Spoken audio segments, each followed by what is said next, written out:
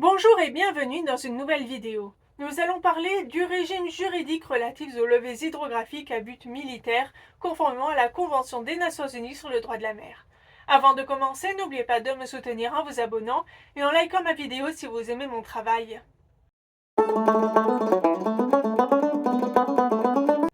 Jusqu'à la moitié du XXe siècle, l'hydrographie avait essentiellement un objectif pacifique, cartographier le fond des mers et océans afin d'assurer la sécurité de la navigation, dans les ports, les chenaux par exemple. L'hydrographie a un intérêt pour le développement de l'État côtier, pour le commerce, la planification maritime, etc. Cependant, elle peut également avoir un but militaire afin de planifier un débarquement ou encore pour les opérations sous-marines ou la guerre des mines. Certaines données servent ainsi exclusivement à ce genre de planification et pas du tout pour la science. Ce genre d'hydrographie, désigné en anglais états-unien de Military Survey et par le Royaume-Uni de Military Data Gathering, inclut la récolte de données hydrographiques, océanographiques, géologiques, géophysiques, chimiques, biologiques et acoustiques. Comme dans de nombreux domaines, l'usage militaire a permis le progrès technologique. Ainsi, dans le domaine militaire, le sondeur multifaisceau, qui permet de sonder une plus large zone qu'un sondeur monofaisceau, a d'abord été développé pour un usage militaire avant d'être adopté par des organismes civils. L'hydrographie a été définie par la 4e conférence hydrographique internationale extraordinaire qui s'est tenue à Monaco en juin 2009 comme la branche des sciences appliquées traitant du mesurage et de la description des éléments physiques des océans, des mers, des zones côtières, des lacs et des fleuves, ainsi que de la prédiction de leur changement dans le temps, essentiellement dans l'intérêt de la sécurité de la navigation et de toutes les autres activités maritimes, incluant le développement économique, la sécurité et la défense, la recherche scientifique et la protection de l'environnement. L'hydrographie est ainsi la science qui consiste à cartographier les fonds marins et l'étude des phénomènes physiques marins, des cours d'eau, des mers et océans, par la collecte de données physiques jusqu'à la restitution d'un produit fini, dans le cadre d'hydrographie militaire, une carte pour planifier un débarquement par exemple. Dans cette vidéo, nous allons traiter exclusivement de l'hydrographie à but militaire et pas de l'hydrographie menée par une marine ou une agence d'État qui peuvent avoir des buts civils de sécurité de la navigation.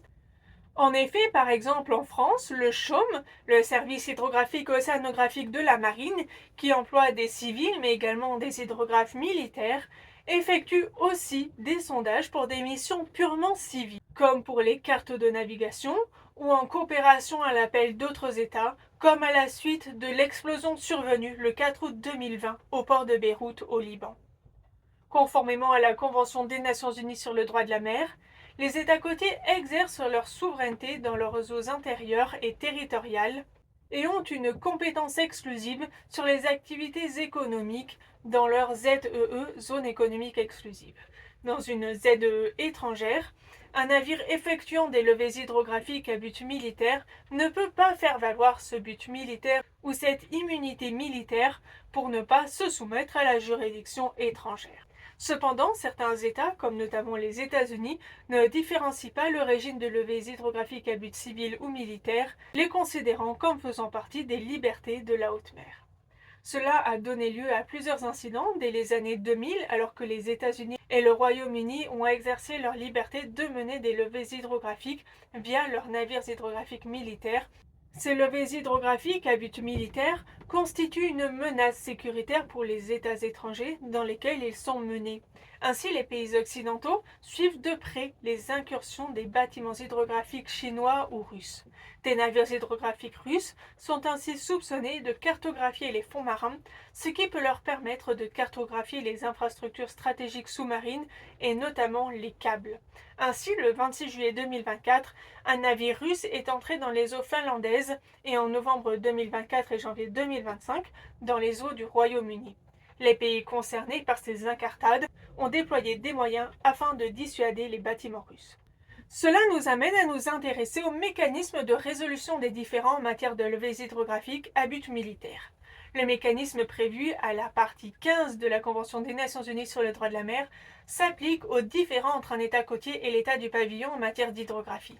Cependant, dans le cas de levées hydrographiques à but militaire dans une zone économique exclusive, l'article 298 Paragraphe 1er B prévoit que lorsqu'il signe ou ratifie la Convention ou y adhère, ou à n'importe quel moment par la suite, un État peut, sans préjudice des obligations découlant de la section 1, déclarer par écrit qu'il n'accepte pas une ou plusieurs des procédures de règlement des différends prévues par la Convention en ce qui concerne une ou plusieurs des catégories suivantes de différends, dont font partie les différends portant sur les activités militaires, y compris les activités militaires des navires et aéronefs d'État utilisés pour un service non commercial. Avant de conclure cette vidéo, laissez-moi vous donner un court aperçu des bâtiments hydrographiques de la Marine nationale, les bâtiments hydrographiques BH, la Pérouse, Borda et la Place, et le bâtiment hydrographique océanographique BHO, Beautemps-Beaupré. Ainsi, l'hydrographie militaire est au cœur d'enjeux essentiels et très actuels pour les États, que ce soit en matière de lutte anti-sous-marine ou de sabotage d'infrastructures stratégiques. J'espère que cette vidéo vous aura été instructive et que vous apprécierez également les prochains épisodes. À bientôt dans une nouvelle vidéo.